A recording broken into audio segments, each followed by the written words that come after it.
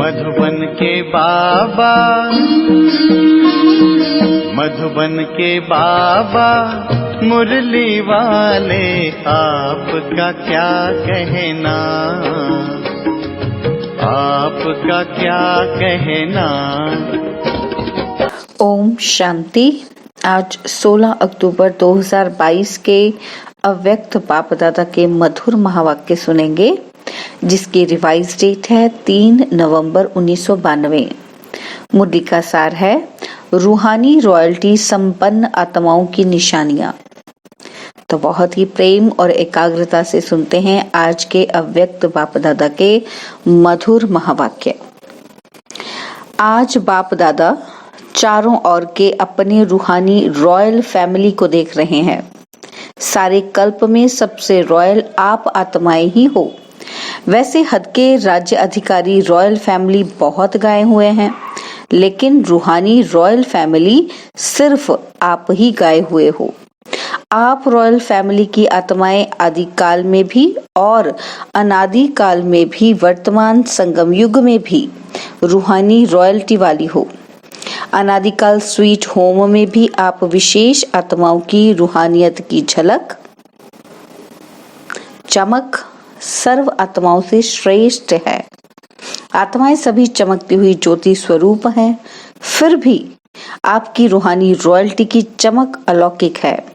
जैसे साकारी दुनिया में आकाश, बीज, सितारे सब चमकते हुए दिखाई देते हैं, लेकिन कोई विशेष चमकने वाले सितारे स्वतः ही अपनी तरफ आकर्षित करते हैं। लाइट होते हुए भी उन्हों की लाइट विशेष चमकती हुई दिखाई देती है। ऐसे अनादिकाल परम धाम में भी आप रूहानी सितारों की चमक अर्थात रूहानी रॉयल्टी की झलक विशेष अनुभव होती है। इसी प्रकार आदिकाल सतयुग अर्थात स्वर्ग में आप आत्माएं विश्व राजन की रॉयल फैमिली के अधिकारी बनते हो। हर एक राजा की रॉयल फैमिली होती है, लेकिन आप आत्माओं की रॉयल फैमिली की रॉयल्टी व देव आत्माओं की रॉयल्टी सारे कल्प में और किसी रॉयल फैमिली की हो नहीं सकती। इतनी श्रेष्ठ रॉयल्टी चैतन्य स्वरूप में प्राप्त की है, जो आपके जड़ चित्रों की भी कितनी रॉयल्टी से पूजा होती है।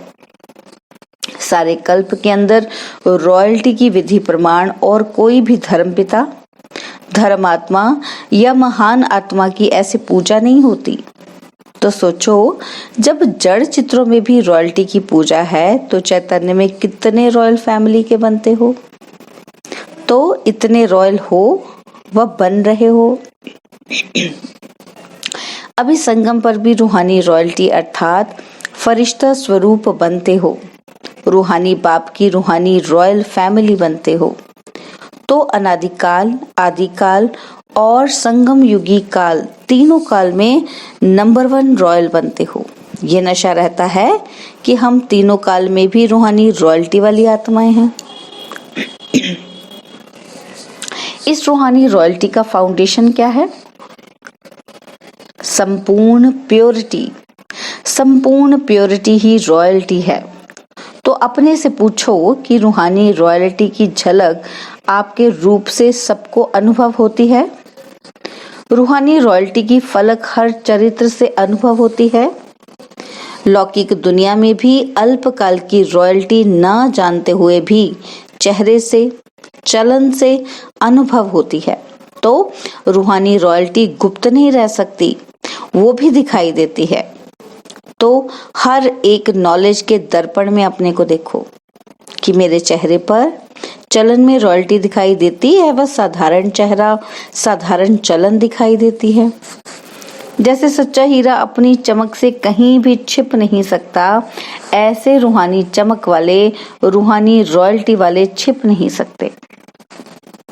कई बच्चे अपने को खुश करने के लिए सोचते हैं और कहते भी हैं कि हम गुप्त आत्माएं हैं, इसलिए हमको कोई पहचानता नहीं है। समय आने पर आप ही मालूम पड़ जाएगा। गुप्त पुरुषार्थ बहुत अच्छी बात है, लेकिन गुप्त पुरुषार्थी की झलक और फलक व रूहानी रॉयल्टी की चमक औरों को अनुभव जरूर कराएगी। स्वयं स्वयं को चाहे कितना भी गुप्त रखें, लेकिन उनके बोल, उनका संबंध, संपर्क, रूहानी व्यवहार का प्रभाव उनको प्रत्यक्ष करता है, जिसको साधारण शब्दों में दुनिया वाले बोल और चाल कहते हैं।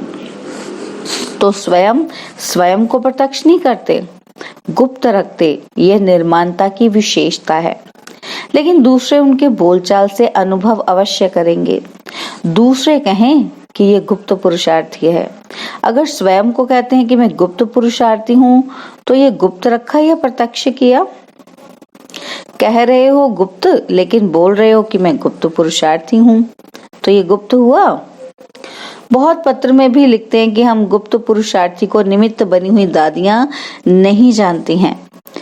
फिर यह भी लिखते हैं कि देख लेना आगे हम क्या करते, क्या होता है। तो ये गुप्त रहे या प्रत्यक्ष किया? गुप्त पुरुषार्थी अपने को गुप्त रखें, ये बहुत अच्छा, लेकिन वर्णन नहीं करो। दूसरा आपको बोले, जो अपने आप को कहे, उनको क्या कहा जाता है? मियाँ मिट्ठू। तो मियाँ मिट्ठू बनना बहुत सहज है ना? तो क्या सुना? रूहानी रॉयल्टी, रॉयल आत्माएं सदा ही एक तो भरपूर संपन्न रहती हैं, और संपन्नता की निशानी वे सदा तृप्त आत्मा रहती है। तृप्त आत्मा हर परिस्थिति में हर आत्माओं के संबंध संपर्क में आते हुए, जानते हुए संतुष्ट रहती हैं। चाहे कोई कितना भी असंतुष्ट करने की परिस्थितियां उनके आगे आए, लेकिन संपन्न तृप्त आत्मा असंतुष्ट करने वाले को भी संतुष्टता का गुण सहयोग के रूप में देंगी। ऐसी आत्मा के प्रति रहम दिलपन, शुभ भावना और शुभ कामना द्वारा उनको भी परिवर्तन करने का प्रयत्न करेंगे। रूहानी रॉयल आत्माओं का यही श्रेष्ठ कर्म है। जैसे स्थूल रॉयल आत्माएं कभी भी छोटी छोटी बातों में, छोटी छोटी चीजों में अपनी बुद्धि व समय नहीं देती, देखते हुए भी नहीं देखती, सुनते हुए भी नहीं सुनती, तो ऐसे रूहानी रॉयल आत्मा किसी भी आत्मा की छोटी छोटी बातों में जो रॉयल नहीं है, उनमें अपनी बुद्धि व समय नहीं देंगे। दुनिया वाले कहते हैं कि रॉयल्टी अर्थात किसी भी हल्की बात में आंख नहीं डूबती। रूहानी रॉयल आत्माओं के मुख से कभी व्यर्थ व साधारण बोल नहीं निकलेंगे। हर बोल युक्त युक्त होगा। युक्त युक्त का अर्थ है व्यर्थ भाव से परे, अव्यक्त भाव, अव्यक्त भावना, इसको कहा जाता है रॉयल्टी। इस समय की रॉयल्टी भविष्य की रॉयल फैमिली में आने के अधिकारी बनाती है। तो चेक करो, वृत्ति रॉयल है। वृत्ति रॉयल अर्थात सदा शुभ भावना, शुभ कामना की वृत्ति से हर एक आत्मा से व्यवहार में आए। रॉयल दृष्टि अर्थात सदा फरिश्ता रूप से औरों को भी फरिश्ता रूप देखें। कृति अर्थात कर्म में सदा सुख देना, सुख लेना। इस श्रेष्ठ कर्म के प्रमाण संपर्क में आए। ऐसे रॉयल बने हो कि बनना है। ब्रह्मा बाप के बोल और चाल, चेहरे और चलन की रॉयल्टी को देखा। ऐसे फॉलो ब्रह्मा बाप। साकार को फॉलो करना तो सहज है ना। ब्रह्मा को फॉलो किया तो शिव बाप को फॉलो हो ही जाएगा। एक को तो फॉलो कर सकते हो ना। बाप समान बनने के पॉइंट्स तो रोज सुनते हो। सुनना अर्थात फॉलो करना। कॉपी करना तो सहज होता है ना, कि कॉपी करना भी नहीं आता। बाप दादा आज मुस्कुरा रहे थे कि मधुबन में आते हैं तो विशेष गुरुवार के दिन क्या करते हैं?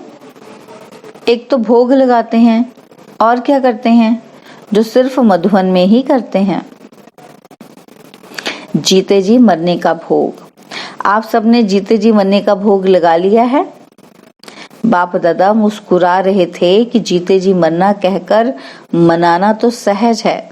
स्टेज पर बैठ गए, तिलक लगा लिया, मर गए।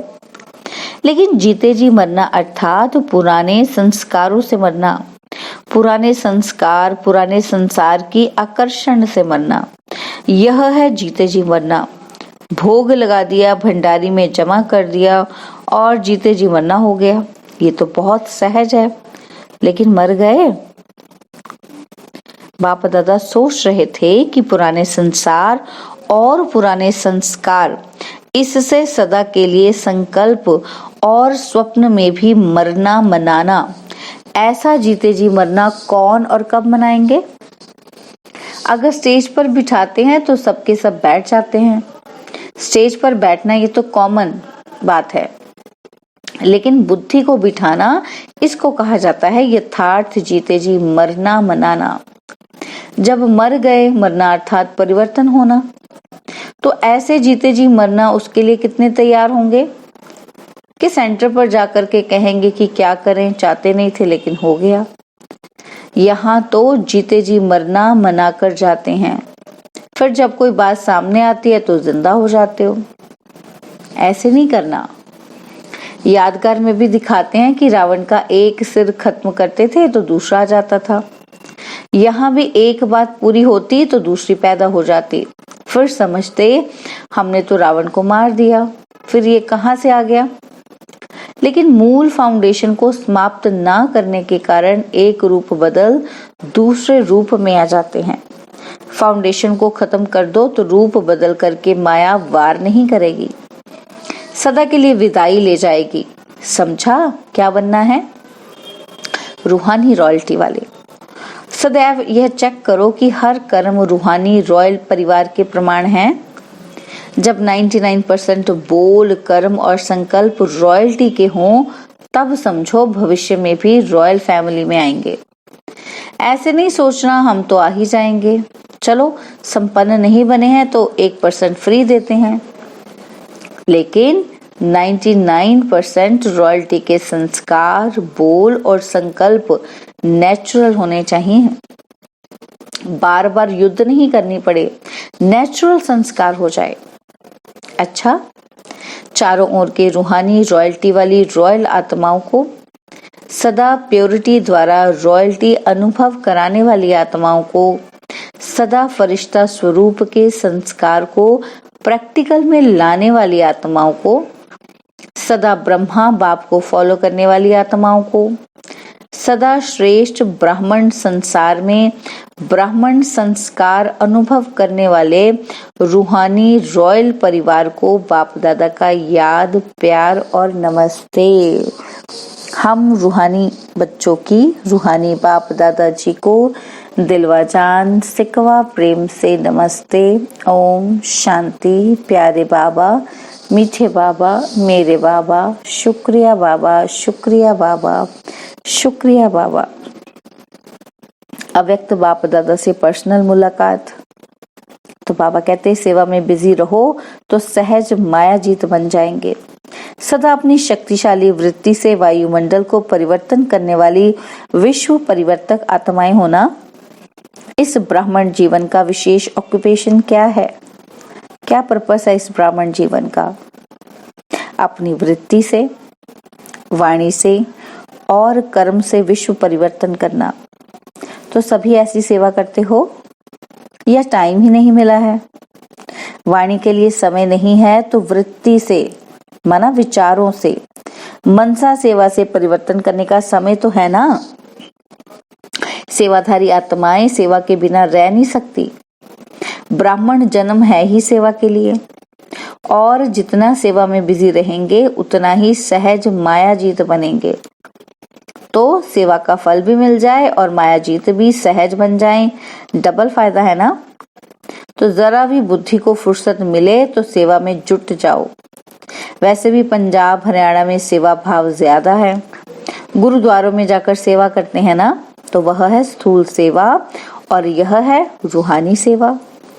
सेवा के सिवाय समय गवाना नहीं है। निरंतर योगी, निरंतर सेवाधारी बनो। चाहे संकल्प से करो, चाहे वाणी से, चाहे कर्म से। अपने संपर्क से भी सेवा कर सकते हो। चलो मनसा सेवा करना नहीं आवे, लेकिन अपने संपर्क से, अपनी चलन से भी सेवा तो कर सकते हो। ये तो सहज है ना। तो चेक करो कि सदा सेवाधारी हैं व कभी कभी के सेवाधारी हैं। अगर कभी कभी के सेवाधारी होंगे तो राज्य भाग्य भी कभी कभी मिलेगा। इस समय की सेवा भविष्य प्राप्ति का आधार है। कभी भी कोई ये बहाना नहीं दे सकते कि चाहते थे लेकिन समय नहीं है। कोई कहते हैं शरीर नहीं चलता है, टांगे नहीं चलती हैं, क्या करें। और कोई कहते हैं कमर नहीं चलती, कोई कहते हैं टांगे नहीं चलती, लेकिन बुद्धि तो चलती है ना, तो बुद्धि द्वारा सेवा करो। आराम से पलंग पर बैठकर सेवा करो। अगर कमर टेढ़ी है तो लेट जाओ, लेकिन सेवा में बिजी रहो। बिजी रहना ही सहज पुरुषार्थ है। मेहनत नहीं करनी पड़ेगी। बार बार माया आवे और भगाओ तो मेहनत होती है, युद्ध होती है। बिजी रहने वाले युद्ध से छूट जाते हैं। बिजी रहेंगे तो माया की हिम्मत नहीं होगी आने की। और जितना अपने को बिजी रखेंगे उतना ही आपकी वृत्ति से वायुमंडल परिवर्तन होता रहेगा। कोई भी ब्राह्मण आत्मा ये नहीं सोच सकती कि क्या करें, वायुमंडल बहुत खराब है। खराब है तब भी तो परिवर्तन करते हो। खराब ही नहीं होगा तो क्या करेंगे, अच्छे को बदलेंगे क्या। तो विश्व परिवर्तक का काम है बुरे को अच्छा बनाना। तो बुरा तो होगा ही, बुरे को अच्छा बनाने वाले आप हो। विश्व परिवर्तन का कार्य किया है तब तो अब तक भी आपका गायन है। शक्तियों के गायन में आपकी कितनी महिमा करते हैं, तो अपनी महिमा सुनते हुए खुशी होती है ना। अच्छा, तो बाबा ने वरदान दिया, सेवा का प्रत्यक्ष फल खाते एवर हेल्दी, वेल्दी और हैप्पी रहने वाले सदा खुशहाल भव। सेवा का प्रत्यक्ष फल खाते एवर हेल्दी, वेल्दी और हैप्पी रहने वाले सदा खुशहाल भव।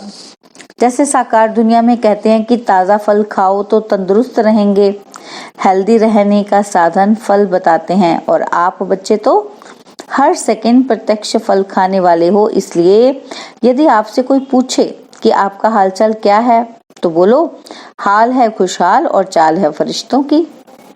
हम हेल्दी भी हैं, वेल्दी भी हैं और तो हैप्पी भी हैं। ब्राह्मण कभी उदास हो नहीं सकते। स्लोगन है, पवित्र आत्मा ही स्वच्छता और सत्यता का दर्पण है। पवित्र आत्मा ही स्वच्छता और सत्यता का दर्पण है। तो आज सूचना है कि मास का तीसरा रविवार है। सायं 6:30 से 7:30 बजे तक सभी भाई बहनें एक ही शुद्ध संकल्प परिवर्तन का लेते हुए विश्व परिवर्तन के महान कार्य में सहयोगी बने। अनुभव करें कि बाप दादा के मस्तक से शक्तिशाली किरणें निकलकर मेरी भ्रिकुटी पर आ रही हैं और वही किरणें मेरे द्वारा अपने निजी संस्कारों का परिवर्तन करते हुए संसार परिवर्तन का कार्य कर रही हैं। ओम शांति। और अब यह एक बहुत अच्छी वीडियो भी जरूर देखें।